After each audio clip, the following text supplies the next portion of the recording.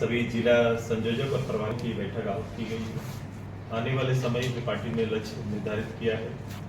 Party के ग्रामीण इकाई को मजबूत करना, संगठित करना, महिलाओं का, यूथ का और सोशल मीडिया, इन सभी प्लेटफॉर्म को मजबूत करने का जो निर्णय है, उसी के तहत दिए गए जिम्मेदारी के आधार पर उनके साथ आज संवाद स्थापित किया गया है। एक समय सीमा के अंदर में प्रखंड और फिर पंचायत और गांव तक पहुंचने की तैयारी है। इसी संदर्भ में सभी लीडर्स को अपने अपने काम और दायित्व का बोध आज कराया गया है। आज इसी संदर्भ में एक अगली बैठक हमारी है जो इसके बाद तुरंत होगी। वो पूरे दक्षिण छोटा नागपुर का है। दक्षिण छोटा नागपुर के जितने भी प्रखंड तक के पदाधिकारी जिन्हें जिम्मेदारी दी गई है, वो सारे आज हमारे आज आए हुए हैं। उनके साथ इस बैठक के बाद अगली बैठक में हम उनके साथ शामिल होंगे। उन्हें अगला कार्यक्रम उनको दिया जाएगा। तो हम लोग 5 प्रमंडल के बाद अभी हम नीचे जिला और फिर प्रखंड के प्रभारी जिन्हें जिम्मेदारी दी जा रही है, उनके साथ सीधे संवाद का जो मेरा कार्यक्रम है और कार्यक्रमों की जानकारी और समयबद्ध रूप से काम को पूरा करने का जो हमारा लक्ष्य है, उसके लिए हमारा काम चल रहा है। जो अंतरिम स्ट्रक्चर को मजबूत करने का काम हमारा चल रहा है। साथ ही साथ हम बंगाल और उड़ीसा, इन दोनों प्रदेशों के अंदर पार्टी की इकाई को हम लोग आने वाले समय में बैठक भी करेंगे और कार्यक्रम को आगे बढ़ाने का निर्णय भी हम सभी लोगों ने लिया है। आप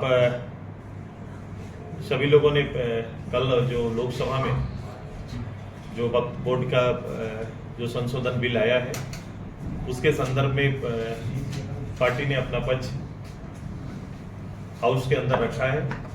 उसी संदर्भ में हम लोगों ने अपना संशोधित रूप से सहमति दिया है, उसको बताने के लिए मैं आदरणीय पार्टी के उपाध्यक्ष हसन जी से आग्रह करते हैं इस संदर्भ में अपना संशोधित। हम सारे मीडिया के बंधुओं का आज के इस प्रेस कॉन्फ्रेंस में स्वागत करते हैं।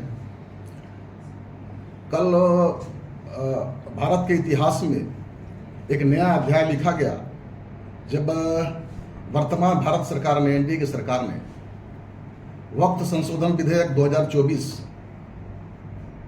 संसद के पटल पर रखा और विधिवत उसके पास कराया।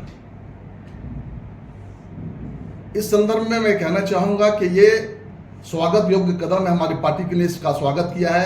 हमारे सांसद महोदय ने भी हाउस के अंदर में अपनी बातों को बहुत शालीनता से, अच्छे तरीके से रखा। उन्होंने अपने कुछ सुझाव सरकार को दिए। हमारे सांसद महोदय ने कहा और पार्टी का ये मानना है कि ये संशोधन विधेयक इस देश के मुस्लिमों में के बीच में जो असमानता था, उस असमानता को खत्म करेगी। आजादी के बाद अब तक वक्फ के संपत्तियों पर, क्योंकि वक्फ की संपत्ति सर्वविदित है कि इस देश में सेना और रेलवे के बाद तीसरी सबसे बड़ी संपत्ति है, और विशेष तौर पर इस संपत्तियों पर भारत के उच्च जाति के मुसलमान, जिसको अशराफ कहते हैं, पूरे वक्त की संपत्तियों पर उनका एकाधिकार था। यह संशोधन विधेयक उनके इस एकाधिकार को खत्म करेगा और इसमें अजलाफ या जिसे हम पसमानदा मुसलमान कहते हैं, उनको भी सहभागिता सुनिश्चित करेगा। हमने ये मांग किया कल के अपने अभिभाषण में कि महिलाओं को वक्फ बोर्ड में 1/3 सदस्य का मनोनयन सरकार करे, ताकि महिलाओं का उचित भागीदारी सुनिश्चित हो, और जिसमें 1/3 में कम से कम एक अजलाफ मुसलमान महिला होनी चाहिए, माने पिछड़ी जाति की मुसलमान होनी चाहिए। पार्टी का यह मानना है कि वक्फ संशोधन विधेयक का मुख्य उद्देश्य लूट की छूट को बंद करना है। जितनी बड़ी परिसंपत्ति है, सबसे ज्यादा इस पर जो है ना अशराफ मुस्लिमों के द्वारा लूट की प्रक्रिया चालू थी। इस संशोधन विधेयक के माध्यम से बेहतर प्रबंधन और बेहतर संचालन के मार्ग प्रशस्त होंगे और आने वाला समय ये पूरे मुसलमान समाज के लिए लाभदायक सिद्ध होगा।